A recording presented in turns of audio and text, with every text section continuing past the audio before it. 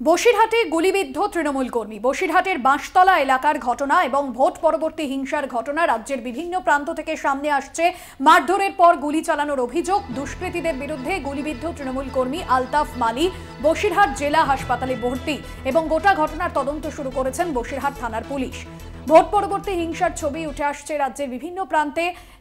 কোথাও শাসক দলের কর্মী সমর্থকরা আক্রান্ত হচ্ছেন, কোথাও বিরোধী দল আক্রান্ত হচ্ছে এবং অভিযোগ পাল্টা অভিযোগ সামনে আসছে। এবার মারধর গুলি চালানোর অভিযোগ দুষ্কৃতীদের বিরুদ্ধে এবং গুলিবিদ্ধ হয়েছেন তৃণমূল কর্মী। গুলিবিদ্ধ আলতাফ মালি হাসপাতালে ভর্তি। গোটা ঘটনার তদন্ত শুরু করেছে পুলিশ। লোকসভা নির্বাচন শান্তিপূর্ণভাবে মিটলেও লোকসভা নির্বাচনের পর থেকেই রাজ্যের বিভিন্ন প্রান্তে ভোট পরবর্তী হিংসার ছবি সামনে আসছে। এবার বসিরহাটের বাঁশতলা এলাকায় ভোট পরবর্তী হিংসার শিকার তৃণমূল কর্মী এবং মারধর গুলি চালানোর অভিযোগ এমনটাই সামনে আসছে দুষ্কৃতীদের বিরুদ্ধে। তবে এখনো পর্যন্ত কারা এই ঘটনায় জড়িত তা স্পষ্ট নয়। ঘটনার তদন্ত শুরু করেছে পুলিশ। গুলিবিদ্ধ আলতাফ মালি হাসপাতালে ভর্তি, তদন্তে পুলিশ। বসিরহাটের বাঁশতলা এলাকার ঘটনা, বসিরহাটে গুলিবিদ্ধ তৃণমূল কর্মী। যেমনটা জানা যাচ্ছে যে ভোট পরবর্তী হিংসার ঘটনার শিকার হয়েছেন তিনি এবং প্রায় প্রতিদিনই রাজ্যের বিভিন্ন প্রান্ত থেকে ভোট পরবর্তী হিংসার ছবি সামনে আসছে। ভোট পরবর্তী হিংসায় কখনো শাসক দলের কর্মী সমর্থক তারা আক্রান্ত হচ্ছেন। ভোট পরবর্তী সন্ত্রাসের ছবি, তাই তৃণমূল কর্মী গুলিবিদ্ধ আলতাফ মালিকে গতকাল রাতেই লক্ষ্য করে গুলি চালানো হয়। এক রাউন্ড গুলি চালানো হয় এবং তারপর স্থানীয়রা ছুটে এলে দুষ্কৃতীরা পালিয়ে যায়। সঞ্জিত চক্রবর্তী প্রতিনিধি রয়েছেন ফোন লাইনে। সঞ্জিত, কি জানা যাচ্ছে? স্থানীয় বাসিন্দারা কি বলছেন? ওই তৃণমূল কর্মীর পরিবার কি অভিযোগ করছেন? কারা এই ঘটনায় যুক্ত থাকতে পারে?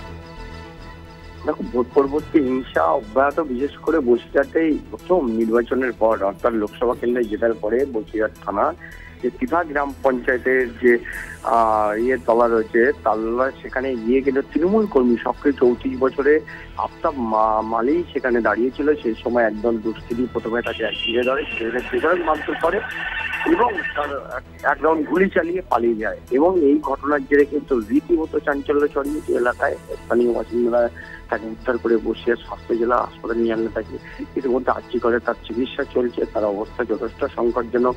এই নিয়ে কিন্তু পাল্টা তৃণমূল নেতৃত্ব পথ অবরোধ শুরু করে রাত্রের থেকে এবং তার দোষীদের গ্রেপ্তারের দাবিতে।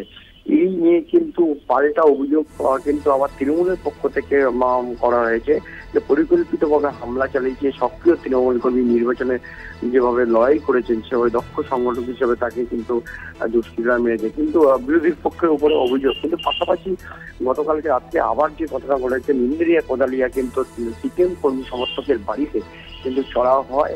তৃণমূল আশ্রয় দুষ্কৃতীরা ভাঙচুর করে, লুটপাট করে, অগ্নিসংযোগ করে। এখন প্রাথমিক অনুমান এই যার বাড়িতে হামলা করেছে তার সেই বাড়ি নাকি দুষ্কৃতী এর সঙ্গে যুক্ত প্রত্যক্ষভাবে এই ঘটনা ঘটিয়েছে। অর্থাৎ একটা পঞ্চায়েত, অর্থাৎ নিন্দেরিয়া কোদালিয়া গ্রাম পঞ্চায়েতের শঙ্করপুর থেকে গিয়ে একটা পিপা গ্রাম পঞ্চায়েতে গিয়ে তারা এই ঘটনা ঘটিয়েছে।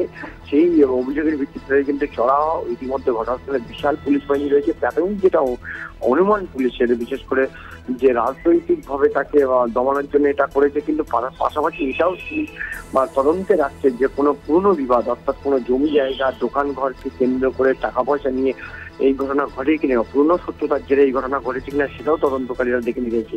এই ঘটনায় রীতিমতো চাঞ্চল্য ছড়িয়েছে বসিরহাট জুড়ে। ওই বিশেষ করে আফতাব মালিক তার চিকিৎসা চলছে আর্জি করে এবং ইতিমধ্যে তার বিধায়ক রয়েছে সেখানে, বিশেষ করে বসিরহাটের দক্ষিণী বিধায়ক। পাশাপাশি স্থানীয় নেতৃত্ব তারা দাবি করছেন যারা এই ঘটনা ঘটিয়েছে, পরিকল্পিতভাবে হামলা চালিয়েছে, তাদের অবিলম্বে দুষ্কৃতীদের গ্রেপ্তার করতে হবে, শাস্তির দাবি। কিন্তু পাশাপাশি পাল্টা অভিযোগ রয়েছে। এলাকার যথেষ্ট চাঞ্চল্য ছড়িয়েছে, ঘটনাস্থলে পুলিশ পিকেট রয়েছে। ভাস্বতী, ধন্যবাদ।